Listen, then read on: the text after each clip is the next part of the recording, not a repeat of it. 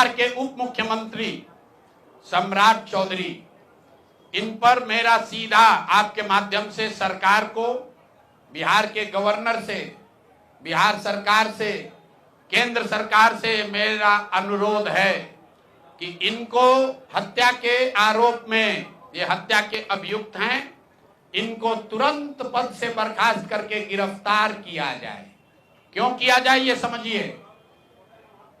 तारापुर में 1995 में 7 लोगों की जो हत्या हुई और 7 मारे जाने वाले लोग कुशवाहा समाज के लोग थे। ये बिहार में जाति की राजनीति करने वालों के लिए सबक होना चाहिए। सम्राट चौधरी कहते हैं मैं कुशवाहा हूं। 7 लोगों की जिनकी हत्या के ये अभियुक्त हैं, आरोप नहीं है, मैं शब्द बहुत सही समझ के बोल रहा हूं।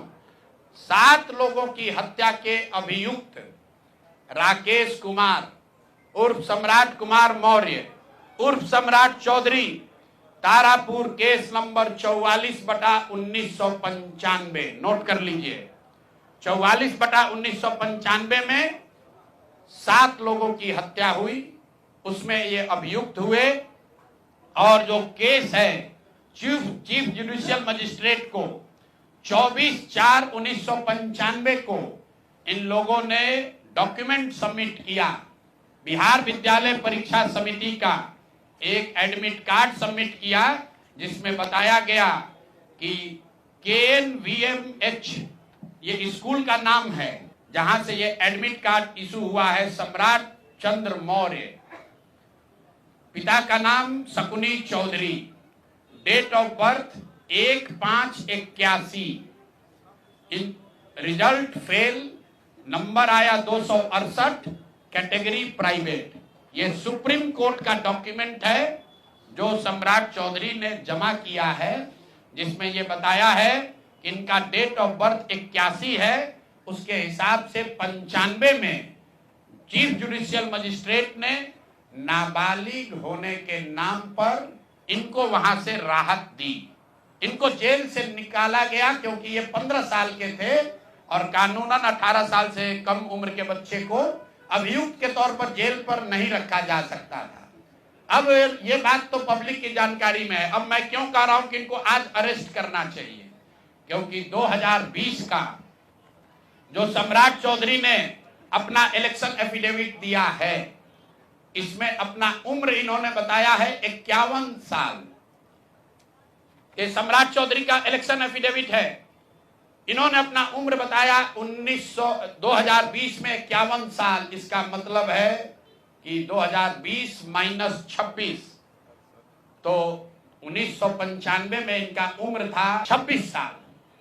तो 26 साल के उम्र के आदमी को कोर्ट ने गलती से गलत सर्टिफिकेट के आधार पर नाबालिग होने के नाम पर अभियुक्त होने के बावजूद, ध्यान दीजिए, अभियुक्त होने के बावजूद इनको जेल से बरी कर दिया गया था कि ये 15 साल के हैं, जबकि इनका अपना डॉक्यूमेंट बता रहा है कि ये उस समय 26 साल के थे। तो 26 साल के उम्र के आदमी पर अगर 6 लोगों की हत्या का आरोप है तो जब तक कोर्ट से वो फ्री नहीं होते हैं तब तक उनको जेल में होना चाहिए।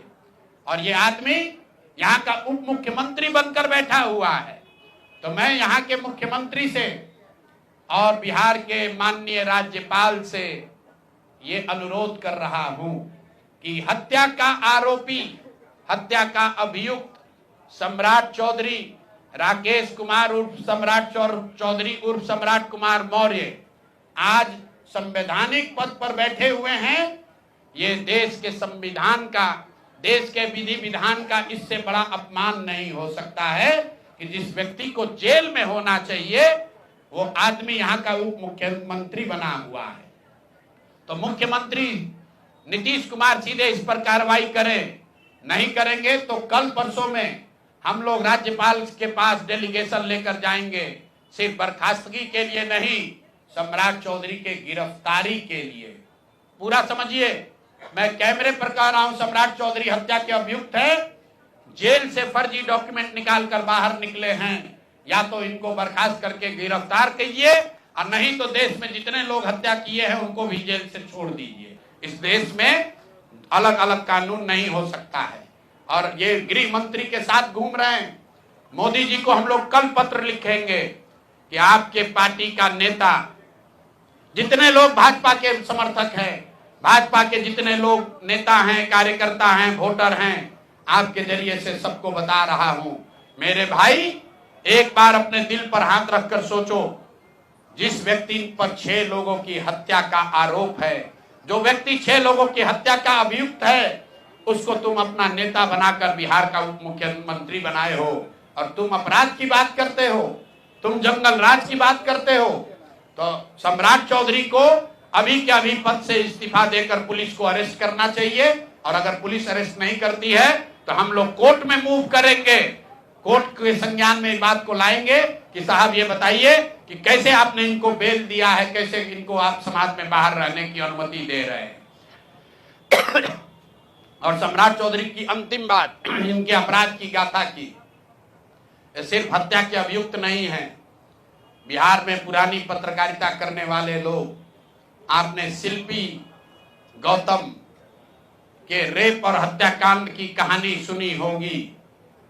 आपने सुना होगा कि लालू जी के जंगल राज का जब चरम सीमा था, जितनी यहाँ माताएं बहनें हैं, जो पढ़े लिखे लोग, समझदार लोग हैं, स्वच्छ छवि वाले बिहार में रहने वाले लोग हैं, याद कर लीजिए शिल्पी गौतम रेप और मर्डर केस, जिसमें एक डॉक्टर के लड़के को और शिल्पी गौतम के साथ ऐसा आरोप लगा था कि उनके साथ सामूहिक बलात्कार और उसके बाद उनकी हत्या कर दी गई थी। साधु यादव पर उसका आरोप लगा था, बड़ी हंगामा हुआ, सीबीआई में केस गया। मैं आपके माध्यम से आज पूछ रहा हूं कि क्या अभी के उप मुख्यमंत्री सम्राट चौधरी उर्फ राकेश कुमार उर्फ सम्राट कुमार मौर्य उस केस में संदिग्ध अभियुक्त के तौर पर नामजद थे या नहीं थे, ये प्रेस में वो बता दें, उसके बाद हम उसका डॉक्यूमेंट आपको जारी करेंगे कि इनका सीबीआई ने इनको अभियुक्त के तौर पर इनकी जांच की थी कि नहीं, उस मुकदमा में इनको नामजद संदिग्ध बनाया गया था कि नहीं। ये सीधा आपको बता रहे हैं। ये आए और ये पूरा केस तब के भाजपा के नेता सुशील कुमार मोदी जी ने उठाया था, और तब सम्राट चौधरी यही साधु यादव और राजद के गैंग के हिस्सा थे। और अब वो बता दें, हम इतना ही बोल रहे हैं, अभी से भी गांधी जी ने कहा है गलती हो गई तो आकर माफी मांग लो, आकर बताइए कि उस केस में आप अभियुक्त के तौर पर आपको सीबीआई ने आपकी जांच की थी कि नहीं की थी, आपके सैंपल टेस्ट लिए गए थे कि नहीं लिए गए थे, आपके उस घटना में क्या संलिप्तता है नहीं है, ये बताइए। उस केस में आपको बता देते हैं, लालू जी का प्रभाव था, साधु यादव को बचाने के लिए केस को बंद कर दिया गया, लेकिन वो केस खत्म नहीं हुआ। पटना के एक एक आदमी को याद है वो घटना। तो अब राकेश कुमार बताएं, आज के सम्राट चौधरी बताएं कि उस केस में इनकी भूमिका क्या थी, उसमें ये नामजद थे कि नहीं थे, और थे तो इन्होंने इसको डिस्क्लोज क्यों नहीं किया।